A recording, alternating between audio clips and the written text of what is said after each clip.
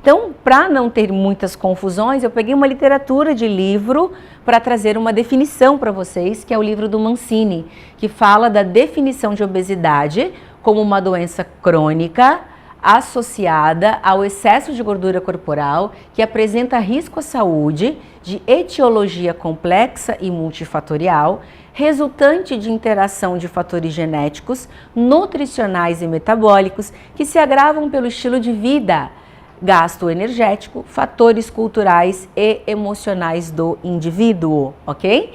Então vocês veem que a gente tem uma doença crônica, eu coloco aqui progressiva, tá? Sempre você vai pegar uma definição e você vai conseguir enxugá-la ou ampliá-la, tá?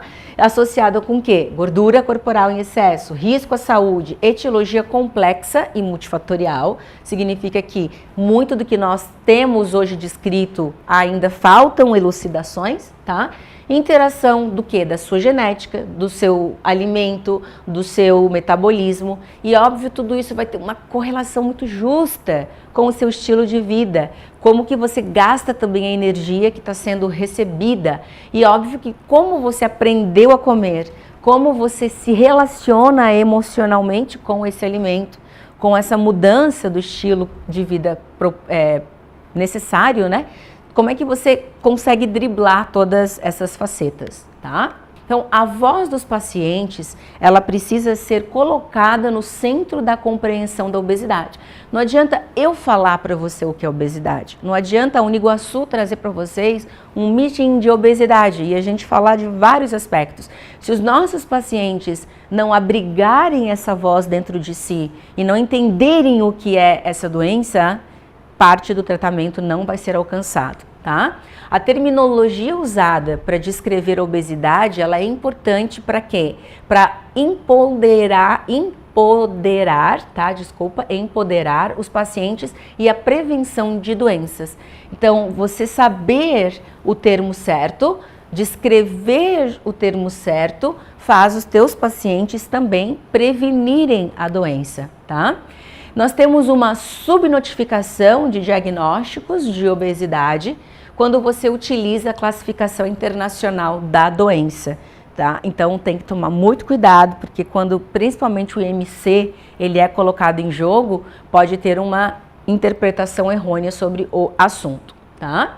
Bom, além disso, as pessoas que vivem com obesidade e que podem enfrentar desvantagens no trabalho, e elas podem também ser atribuídas, né, a esse estigma e a discriminação, tá? Então, é uma questão que muitas vezes as pessoas fecham os olhos. Sabe por que elas fecham os olhos para definição? Porque elas sofrem ao serem consideradas obesas, tá? Então, as pessoas que estão em obesidade, né, elas podem enfrentar questões sociais muito difíceis. Então, definir o que é obeso pode ficar por baixo dos panos também. Vocês entendem o que eu estou querendo apresentar para vocês? Então, educar as pessoas sobre as causas da obesidade pode aumentar o apoio público às nossas intervenções políticas. Eu acho que as pessoas não entenderam a doença, né? Como as pessoas entendem o diabetes, como as pessoas entendem a hipertensão. Ninguém chega diante de um grupo de pessoas e se sentem rejeitados porque são hipertensos. Ah, eu sou hipertensa. As pessoas estão fazendo chacota de mim, não. Ah, eu sou diabética, as pessoas estão me deixando de lado. Ah, mas eu sou obesa, você pode sofrer preconceito por essa doença. Da mesma forma que um adicto, né, que vai estar lá na dependência química e você vai ser olhado como uma pessoa mau caráter, que não tem nada a ver com que não dá valor à vida, que deve estar enrolado com tráfico. Todo mundo acha que o usuário de droga, ele é traficante. E ele é dependente de uma droga. Ele tem uma doença e ele sofre demais por isso. E paciente obeso não é diferente, é um sofrimento enorme. Muitos deles uma vergonha do próprio corpo, uma vergonha de não alcançarem os projetos que foram dados a eles, uma desesperança incrível, porque já tentaram de tudo e não conseguiram. E aí ficam mais ansiosos, daí comem mais, daí ganham mais peso. O compromisso político e o financiamento governamental são essenciais para que as iniciativas contra a obesidade tenham sucesso. Então, a gente tem, diante dessa definição também, políticas públicas né? Porque quem faz a votação das leis não são profissionais que conhecem a saúde muito afinco, né? Os nossos parlamentares não estudam fisiopatologia.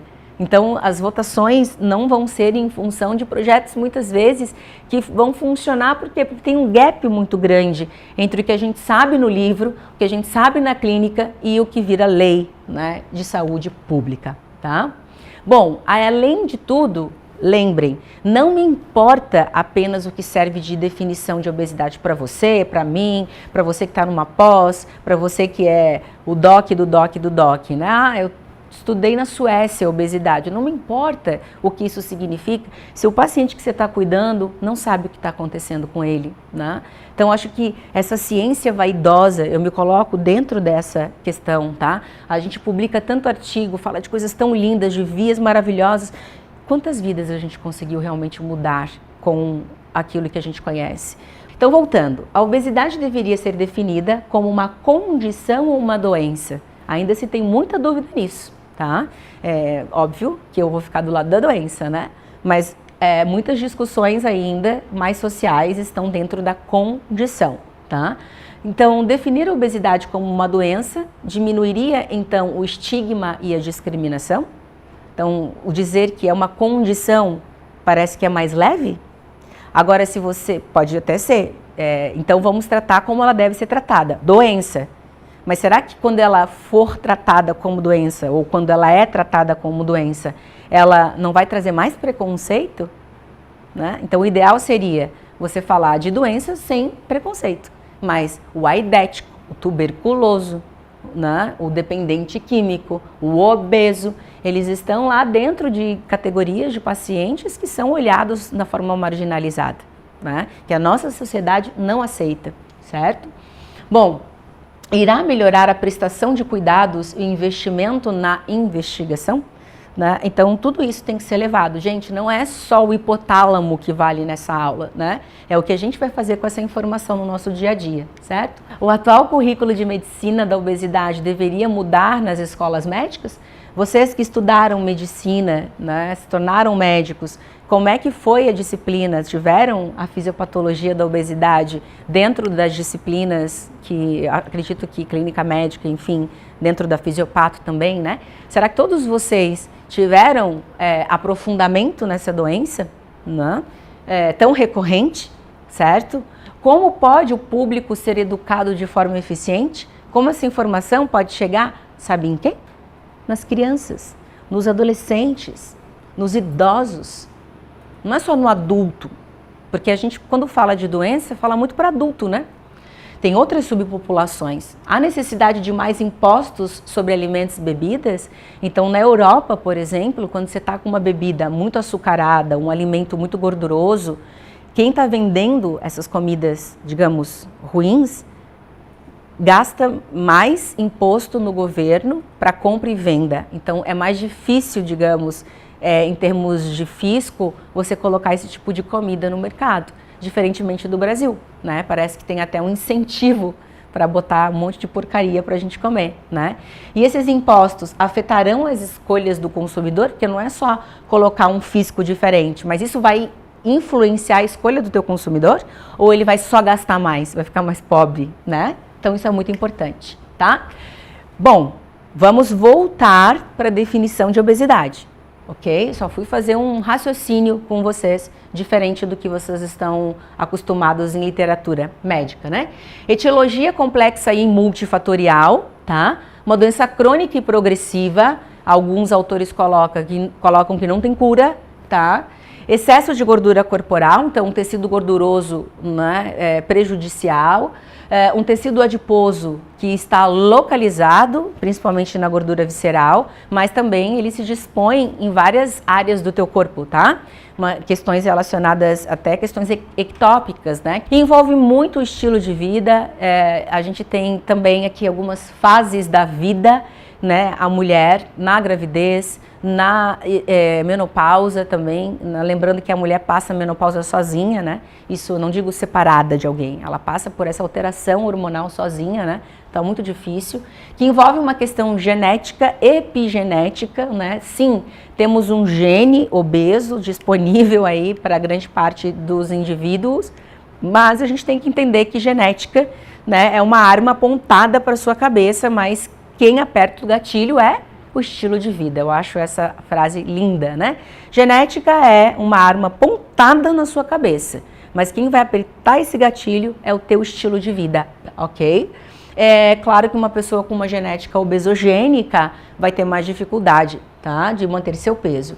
Bom, eu coloquei como exemplo fatores bem microscópicos, mas importantes, como, por exemplo, a microbiota intestinal, né? E aí tem questões, fatores emocionais, né? Emocionais, culturais, tudo isso, sociais, tá? Tudo isso tem a relação do paciente com a comida, o nível de estresse desse paciente, a ocupação, questões socioeconômicas, etnias. Então, são muitos os fatores que englobariam a obesidade.